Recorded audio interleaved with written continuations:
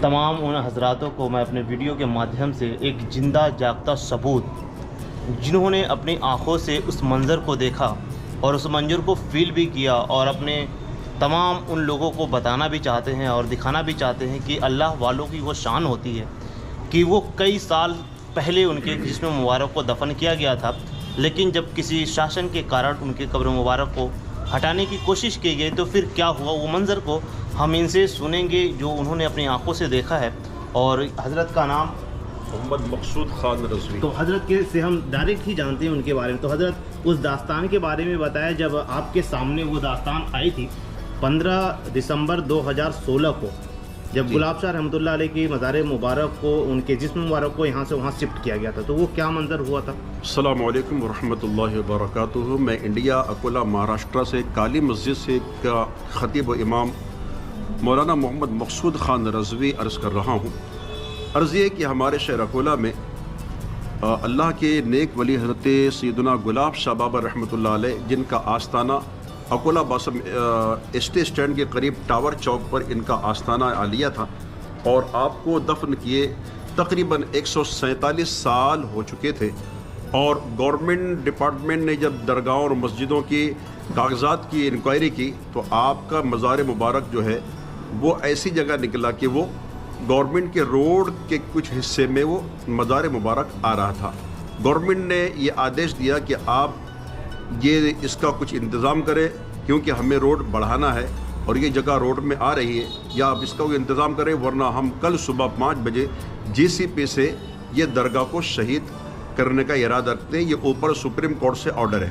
شہر اکولا کے تمام علماء کرام، بلکہ ہمارے یہاں اکولا کے مفتی اعظم برار خلیفہ مفتی اعظم ہند مفتی عبدالرشید صاحب قبلہ رحمۃ اللہ علیہ، جو ابھی حال ہی میں آپ کا انتقال ہوا ہے 88 سال کی عمر میں تقریباً، مفتی صاحب کلیکٹر کے بنگلے پر گئے اور کلیکٹر نے بھی انکار کر دیا کہ ہم یہ اوپر سے آرڈر ہے، ہم کچھ نہیں کر سکتے، ہاں آنے والے صبح 5 بجے تک ہم آپ کا جو آپ کہیں تو ہم آپ کا ساتھ دے سکتے ہیں۔ مفتی صاحب وہاں سے واپس آ گئے۔ اس کے بعد ہم کچھ علماء کرام اکولا کے تقریباً 10-12 لوگ رات کے 12 بجے بند ہو گئے، رات کے 12 بجے ہم لوگ گئے کہ دیکھیں کیا کر سکتے ہیں۔ وہ 12 بجے ہم دیکھنے کے لیے کیا گئے، ایسا لگا کہ اللہ کے ولی نے ہمیں وہی روک لیا۔ ہم وہاں پر بیٹھ کر ذکر و اذکار کرتے رہے۔ 15 دسمبر کی رات کی بات ہے، ٹھنڈی پورے شباب پر تھی۔ ہم اپنے گھر سے تقریباً 2 منٹ کے راستے پر وہ درگاہ شریف ہے، نہ ہمارے پاس سوٹر تھا، نہ کوئی شال تھی، نہ کمبل تھی، لیکن وہاں جا کر چاروں طرف سے درگاہ کھلی، نیچے ٹائلس، لیکن رات بھر ہمیں کسی طرح کی ٹھنڈی کا سردی کا کوئی احساس نہیں ہوا۔ علماء کرام نے اپنے اپنے انداز میں ذکر و اذکار کیا، کسی نے کشف القبور کا عمل کیا کہ حضرت کا کچھ اشارہ ملے، کیا کرنا چاہیے۔ تقریباً رات کے 3 بج رہے تھے۔ ہمارے یہاں کے ایک بڑے عالم دین ہیں علامہ سید شاہ نواز صاحب، ہم لوگ چاروں طرف سے علماء کرام درگاہ شریف کے مزار شریف کے قریب بیٹھے تھے۔ سید شاہ نواز صاحب نے پڑھتے پڑھتے انہوں نے اپنا سر مزار مبارک پہ رکھ دیا، کسی کو کوئی اشارہ نہیں مل رہا تھا۔ ان کو دیکھ کر میں بھی وظیفہ کر رہا تھا، ان کو دیکھ کر مجھے لگا کہ یہ اگر اپنا ماتھا مزار پہ ٹچ کرے تو ہو سکتا جلدی کوئی اشارہ ملے۔ ان کو دیکھ کر میں نے بھی اپنی پیشانی مزار مبارک پر رکھ دیا، اور کچھ منٹ میں میری آنکھ لگ گئی اور الحمدللہ مجھے یہ اشارہ ہوا۔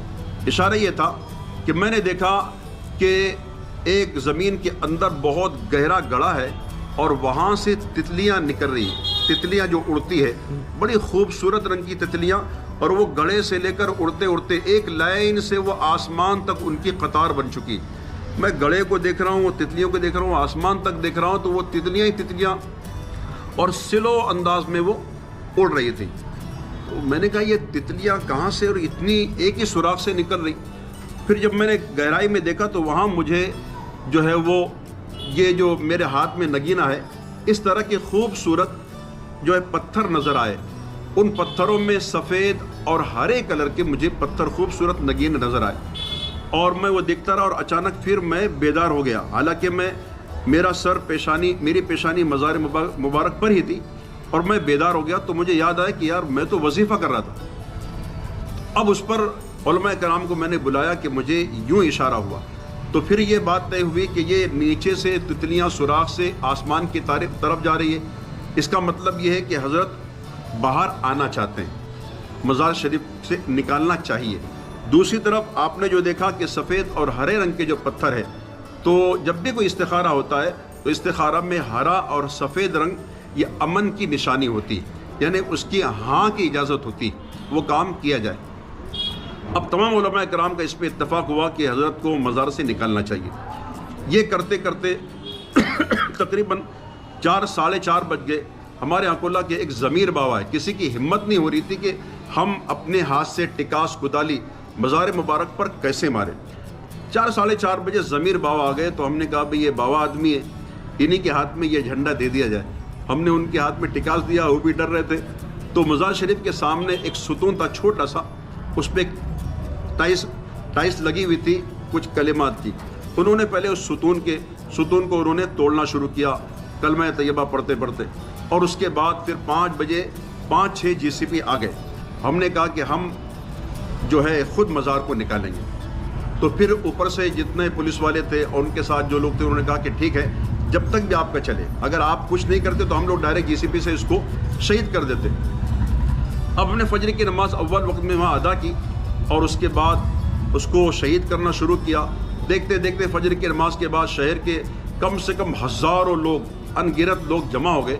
اس میں سے ہم نے تقریباً 40-50 لڑکوں کو بلایا اندر، کیونکہ یہ کام ہم لوگوں کا نہیں تھا، ٹکاس اور پھاوڑے اور سب بلوں کا۔ وہ لڑکوں کو ہم نے بلایا اور ہم نے اپنی نگرانی میں وہ کام کیا، اور وہ کرتے کرتے تقریباً 9-10 بج گئے، اور یہ جہاں تک ایک اندازے کے مطابق تقریباً 12-15 فٹ، کچھ لوگ کہتے 17 فٹ، یہ اتنا گہرا گڑھا ہو چکا تھا۔ بازو میں بھی ایک درگاہ شریف تھی جو ایک خاتون کی تھی، جن کو اکولہ میں ایک چھبنا اماں کے نام سے یاد کیا جاتا ہے، وہ مجذوبہ تھی وہ خاتون۔ تو ہم وہاں جا کر اس کا معاملہ حل کر رہے تھے۔ کچھ 10 ساڑھے 10 بجے کے قریب کی بات ہوگی کہ جو لڑکے وہ شہید کر رہے تھے وہ ڈر کے ہمارے پاس آئے بازو کی درگاہ میں، اور ان کا یہ کہنا ہے کہ ہم یہ کام کھود رہے تھے، اچانک جو آواز آئی کہ روک دو، ہم یہاں آئے۔ تو ہم ڈر گئے، ایک دوسرے سے پوچھنے لگے کہ کس نے کہا روک دو، تو سب کہتے میں نے نہیں کہا۔ پھر ہم سمجھ گئے کہ یہ آواز آئی۔ جب آواز آئی تو وہ لڑکے جو کام کر رہے تھے ڈر گئے، ہمارے پاس ہے کہ حضرت ایسا سا معاملہ ہوا۔ پھر ہم نے کہا کہ ٹھیک ہے، اب آپ سب کے سب لوگ چلے جائیں۔ وہ تقریباً 15-17-12 فٹ کچھ ہوں گی گہرائی میں، یہ سب کو ہم نے باہر نکال دیا، اور صرف جتنے علماء اکرام، غالباً ہم 10-12 لوگ علماء اکرام اکولہ کے جو با اثر ہے اہل علم لوگ ہیں، وہ لوگ تھے۔ مولانا غلام مصطفیٰ صاحب تھے اور مولانا سید شاہ نواز صاحب تھے، اس طرح کے ہم لوگ تھے، مفتی غفران تھے، ہم لوگ وہاں پر تھے۔ اور اب ہم اندر اترے۔ اندر اترنے کے بعد بہت ادب کے ساتھ ایک صاحب مولانا یونس صاحب اکولہ نائگوما مسجد کے خطیب، شاہ نواز مسجد کے خطیب امام ہیں، وہ اور میں نیچے اترے، اور وہ پایتی پر دور اور میں سرانے پر، تاکہ آپ کے مزار پر ہمارا پیر نہ پڑ جائے۔ تو بڑے ادب و احترام کے ساتھ دھیرے دھیرے ہم نے اس کو، اب ٹکاس کا کام بند کر دیے تھے، اور پھاوڑے سے ہم مٹی دھیرے کر رہے تھے تاکہ کوئی ایسا نہ ہو کہ جسم مبارک لگ جائے اور توہین ہو جائے۔ اچانک میری نظر جو وہ قبر شریف کے سائیڈ میں جو جس کو کہتے ہیں بغلی قبر، بغلی صندوقی جو ہوتی ہے تو بیچ میں جو ہے وہ جسم مبارک ہوتا ہے، بغلی قبر جو ہوتی ہے تو وہ سائیڈ میں جسم مبارک ہوتا ہے، باؤنڈری جو ہوتا ہے سائیڈ میں۔ صندوق جتنی قبر نظر آتی ہے نا تو وہاں جو ہے جسم نہیں ہوتا بلکہ اندر سے سائیڈ میں ہوتا ہے، اس کو بغلی کہتے ہیں۔ ہم یہ سامنے سے کرتے کرتے سائیڈ سے ایک سفید جیسے روا، آٹے کا روا ہوتا ہے نا، جیسا وہ آٹے کی طرح مجھ کو کچھ کریم کلر کا نظر آیا، اور یہ سب لوگ اوپر تھے، صرف ہم 2 ہی لوگ اندر تھے، مولانا یونس صاحب اور میں۔ مولانا یونس صاحب جو ہے وہ قبریں کھودا بھی کرتے تھے، ان کا مجھ کو تجربہ ہے، اور میں ٹارچ لے کر کھڑا تھا موبائل کا۔ ایک کونے سائیڈ میں جب مجھ کو سفید نظر آیا تو میں نے کہا یار یہ کیا ہے؟ اب انہوں نے اس کو جو ہے وہاں سے مٹی ہٹایا تو الحمدللہ وہی جو ہے وہ کفن مبارک تھا۔ ہم نے اس کو ہاتھ لگایا تو یہ مٹی جہاں دکھا رہے تھے یہ سخت پتھر کی طرح یہ تھی مٹی، اور وہ جو ہم نے دیکھا تو وہ نرم لگا۔ اب ہم نے کہا کہ یہ یہی ہے، اور اس کے بعد اوپر علماء کرام کو ہم نے بتایا تو علماء کرام نے سبحان اللہ اور نعروں کی گونج کی.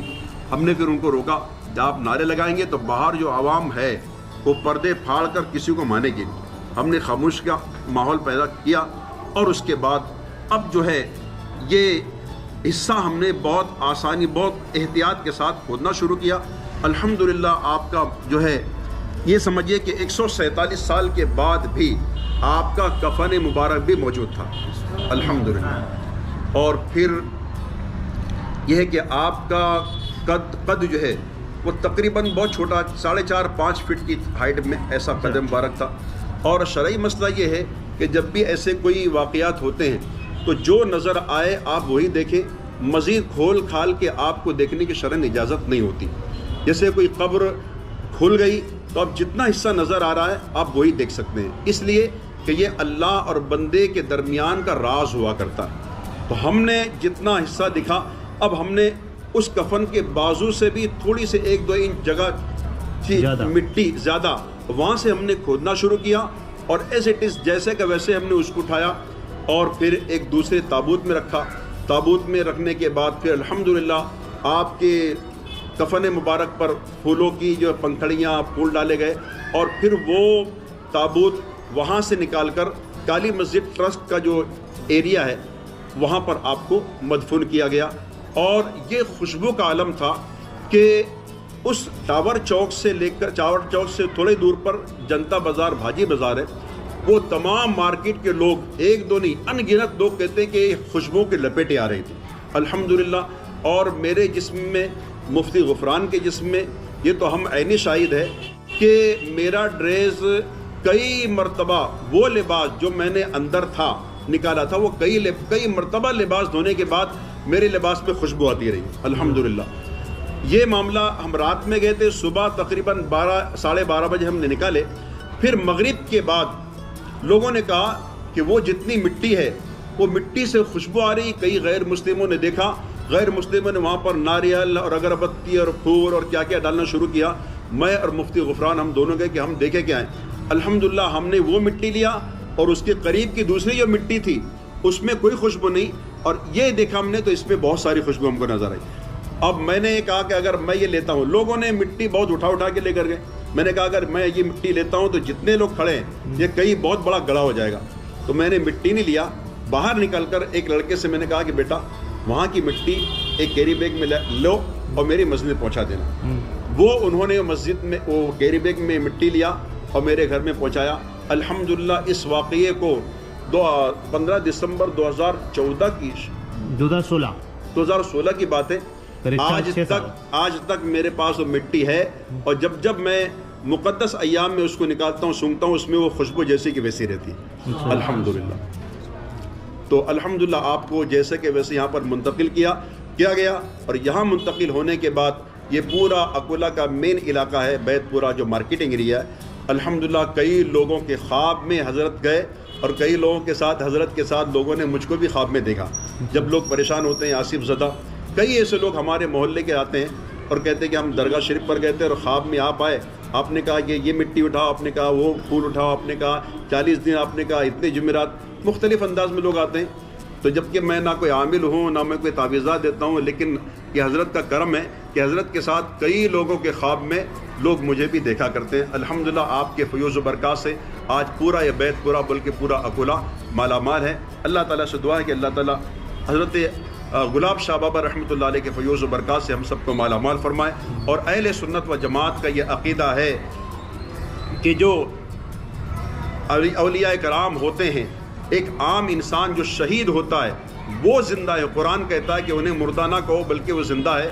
ایک عام انسان جب شہید ہوتا ہے وہ زندہ رہتا ہے، تو جو اللہ کا محبوب بندہ ہوتا ہے اس کی زندہ ہونے میں کیا شک ہو سکتا ہے. تو دہن میلا نہیں ہوتا، زمین میلی نہیں ہوتی، زمن میلا نہیں ہوتا، محمد کے غلاموں کا کفن میلا نہیں ہوتا. اللہ تعالی ہم سب کو عقیدہ اہل سنت پر قائم رہتے ہوئے زندگی گزارنے کی توفیق عطا فرمائے، آمین. تو ابھی آپ حضرات سے کچھ چیزیں سن رہے تھے اور دیکھ رہے تھے کہ انہوں نے کس باریکی سے اپنی آنکھ دیکھی گھٹنا کو انہوں نے بتایا. لیکن ہم ینگ جنریشن کے لوگ ہیں اور ینگ جنریشن کے لوگوں کو ینگ طریقے سے سمجھنے کی کوشش کرتے ہیں، تو ہم اپنی زبان سے آپ کی جو کمنٹ ہے یا آپ کی جو سوال ہے اس سوال کا میں جواب ان سے پوچھوں گا کہ یہ منظر کے دوران جو سوالیں پیدا ہوتی ہیں اس سوال کو میں پوچھتا ہوں. تو چلیے حضرت کی زبانی اس سوال کو جانتے ہیں. حضرت جب آپ وظیفہ کر رہے تھے تو تھوڑا سا ہماری ینگ جنریشن کو یہ بتائیے کہ جب کسی بھی آستانے کے بارے میں اگر جاننا چاہتے ہیں تو وہ کون سا وظیفہ کرتے ہیں کہ ان سے یہ ساری چیزوں کو اگر جو نیک دل ہے اس کو ظاہر ہو جاتی ہے یہ چیز؟ یہ وظائف جو ہوتے ہیں تو یہ ہر عام آدمی کو بتایا نہیں جاتا، جو اس کے عاملین ہوتے ہیں. تو ہمیں جو ہمارے بڑے اکابرین نے جو خلافتیں عطا فرمائی ہے اور ان خلافتوں میں اجازت عطا فرمائی ہے کہ کبھی کوئی کسی اللہ والے کی بارگاہ میں آپ جائیں تو اتنی تعداد میں اس وظیفے کو اگر آپ کریں گے تو پھر صاحب مزار آپ سے مخاطب ہوں گے. اس کی اجازت ہوتی ہے، ان کی اجازت جس کو دیتے وہی کر سکتا ہے. اچھا جی. تو یہ مطلب جو پیر و مرشد ہوتے ہیں وہی خلافت دیتے ہیں. جی جی. اور سر حضرت میرا یہ سوال تھا کہ جو جیسے آپ نے بتایا 12 سے لے کے 17 فٹ کا جو درمیان تھا جی، تو وہ جس میں مبارک جو مٹی تھی وہ اپر سے مٹی ڈالی گئی تھی کہ پہلے کے زمانے میں ایسا ہوتا تھا کہ زیادہ نیچے تک دفنایا جاتا تھا؟ کیونکہ پہلے کے زمانے میں تو اصل میں جو درگاہ شریف بنی تھی تو روڈ سے آپ چڑھیں گے تو کم سے کم میرے خیال سے 7-8 فٹ کے اوپر. جی. تو اس سے یہ لگتا ہے کہ جب درگاہ شریف بنائی گئی ہوں گی تو ظاہر سی بات روڈ کے ٹچ میں وہ درگاہ شریف تھی، تو اتنے حصے کو جو پائریاں چڑھ کے بنائی جاتی ہے تو اتنے حصے کو لوگوں نے اونچا کیا ہوگا. اچھا. اور اب روڈ سے جب بھی کسی کو ہم دفناتے ہیں تو زمین سے کم 6 فٹ کی 6-7 فٹ دفناتے ہیں. تو اب یہ اس روڈ کی سائز جو اب 150 سال پہلے کا یہ واقعہ ہے. اور ظاہر سی بات ہے کہ روڈ کے وقت روڈ بننے سے پہلے جو زمین تھی جب روڈ بنا ہوگا تو 1-1.5 فٹ یہ روڈ ہوگا، 1-1.5 فٹ یہ روڈ، اور زمین سے نیچے 7 فٹ یہ، اور 1.5 فٹ 2 فٹ یہ روڈ پکڑ لیا. 9 فٹ کے اوپر یہ جو درگاہ شریف جو لوگوں نے بنایا تھا 8 فٹ، تو 8 اور 9 یہ سیدھا 17 فٹ یہ سمجھ میں آتا ہے. جی. تو یہ اس دور میں جو زمین تھی اس وقت زمین سے نیچے جو عام طور پہ جو قبریں کھودی جاتی اتنی ہی کھودی گئی تھی، مگر اس کے بعد جب درگاہ شریف بنائی گئی لوگوں نے تو پھر وہ روڈ سے اس وقت بھی 8 فٹ کی اونچائی پر وہ درگاہ شریف تھی.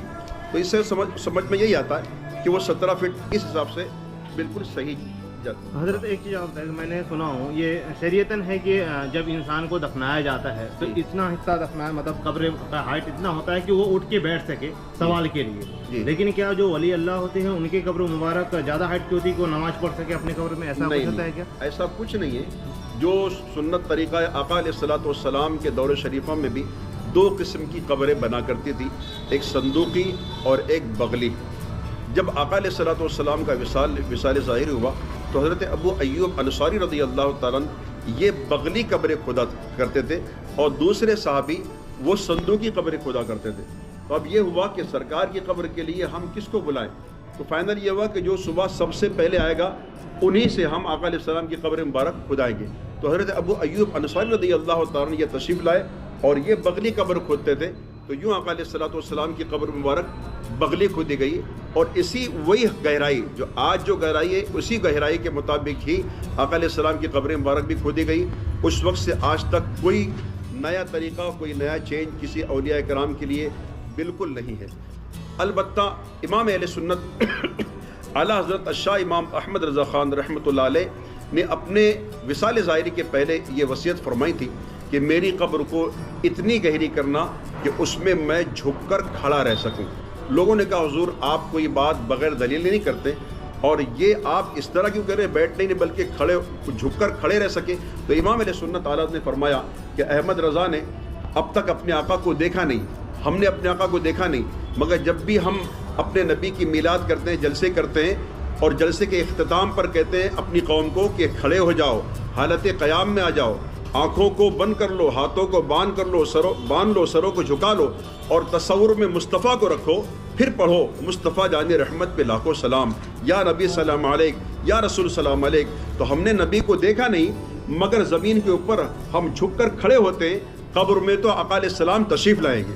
تو میری غیرت گوارا نہیں کرتی کہ جب قبر میں نبی تشریف لائے اور احمد رضا لیٹا رہے یا بیٹھا رہے، لہٰذا میری عقیدت یہ کہتی ہے کہ جب سرکار قبر میں آئے تو وہاں بھی احمد رضا کھڑے ہو جائے اور جھک کر کھڑے رہے اور وہاں بھی یوں پڑھے مصطفیٰ جان رحمت پہ لاکھوں سلام، شمع بزم ہدایت پہ لاکھوں سلام. تو آپ نے وصیت کیا تھا، اس وصیت کے مطابق ہی کیا گیا. ورنہ عام طور پہ جو طریقہ ہے قبر کا جتنا کھودنا چاہیے اتنا ہی کھودا جاتا ہے. کسی بھی ولی کے لیے کوئی تخصیص نہیں ہے کہ ولی کا ہو تو زیادہ ہو کیونکہ وہ نماز پڑھیں گے، ایسا نہیں ہے. ہاں البتہ جو اللہ کے نیک بندے ہوتے ہیں تو ان کی قبریں آپ کتنی بھی چھوٹی کریں مگر ان کے دفنانے کے بعد جب مٹی ڈال دی جاتی ہے تو حدیث پاک میں آتا ہے کہ ان کی قبر تا حد نگاہ وسیع کر دی جاتی ہے، بہت کشادہ کر دی جاتی ہے، بلکہ جنت کے باغات اس میں نظر آتے ہیں، جنت کی کھڑکیاں ان میں کھل دی جاتی ہے. تو یہ ہمارے نظروں کے سامنے کہ اتنی اونچی ہے یا اتنی نیچی ہے، مگر وہ بند ہونے کے بعد اللہ کے کرم سے ان کی قبریں وسیع ہو جایا کرتی ہیں. اچھا، ایک سوال اور پیدا ہوتا ہے کہ جیسے ابھی آپ نے بتایا 2 ٹائپ کی قبریں ہوتی، ان دونوں ٹائپ کی قبریں میں ڈفرینٹ کیا ہے، انتر کیا ہے؟ اس میں فرق یہ ہے کہ ایک صندوق جیسے ایک پیٹی ہوتی ہے، ایک باکس، اس باکس والے کو کہتے جیسے عیسائی لوگ کرتے ہیں، عیسائی لوگ جیسے ہاں عیسائی صندوق کے باکس، تو یہ سیدھی سیدھی ہوتی ہے، اس کو صندوق کی قبر کہتے ہیں. اور بغلی قبر کہتے ہیں کہ صندوق کی پوری کھود دی جاتی ہے اور صندوق کا جو آخری حصہ ہے اس آخری حصے میں ایک دیوار کی طرف سے الگ اندر سے قبر بنائی جاتی ہے، اس کو کہتے ہیں بغلی. بغل کہتے ہیں نا، بغل سائڈ میں. یہ بھی سنت ہے. آقا علیہ السلام کے دور شریفہ میں 2 طرح کی قبریں کھودی جاتی تھی، ایک بغلی ایک صندوقی. تو صندوقی بھی سنت ہے اور بغلی بھی سنت ہے، لیکن آج ہمارے یہاں انڈیا میں زیادہ صندوقی کھودی جاتی ہے کیونکہ یہ کھودنے میں آسانی ہوتی.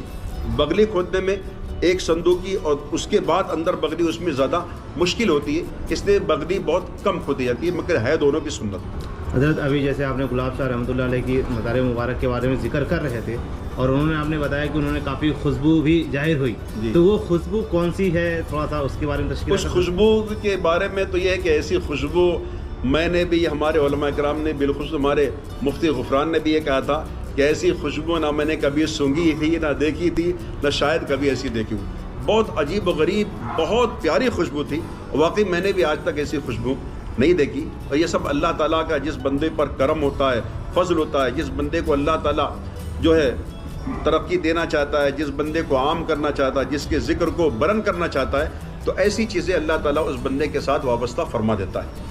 حضرت ایک چیز اور مجھے بتائیے گا، جیسے ابھی آپ نے فرمایا کہ اللہ تبارک تعالیٰ جس اللہ کے ولی کو کرتا ہے تو وہ جنت تک قبریں لمبی چوڑی حد تک کر دیتا ہے، جن کا ان کا حد چاہیں وہ کر سکتے. لیکن ابھی جیسے آپ گلاب شاہ رحمۃ اللہ علیہ کی یہاں پہ قبر مبارک آپ نے تشییع کی، تو جیسے مٹی کی ہی قبر تھی کہ وہاں پہ آپ نے اینٹ سے جوڑ کے ہی بنایا؟ نہیں، کہیں پر بھی نہیں، پوری کی پوری قبر مٹی کی تھی. پوری قبر مٹی کی. البتہ اوپر جو شروع میں جو مزار مبارک بعد میں بنائی گئی تھی وہ اوپر لوگوں نے سائڈ سے پکی تھی اور اوپر سے ٹائلس وغیرہ جو عام طور پہ آج ہم بناتے ہیں، لیکن اس کے بعد کھودی جو گئی نیچے وہ پوری کی پوری مٹی تھی.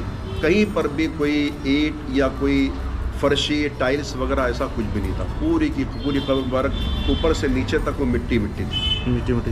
وہ جو ابھی مٹی کا آپ تذکرہ کیا، کیا اس مٹی کو ہم دیکھ دکھا سکتے ہیں؟ وہ مٹی اصل میں میرا گھر یہاں سے دور ہے اور وہاں پر جو تبرکات ہیں میرے پاس، الحمدللہ بہت سارے تبرکات میرے پاس ہیں، انبیاء کرام کے مزارات کے خلاف بھی ہے. وہ مٹی میرے گھر پر ہے، یہاں سے کافی تھوڑے دوری پر ہے. اچھا، انشاءاللہ پھر کسی موقع پر ہم آپ کو دکھائیں گے، زیارت بھی کرا سکیں انشاءاللہ. چلیے، بہت بہت شکریہ.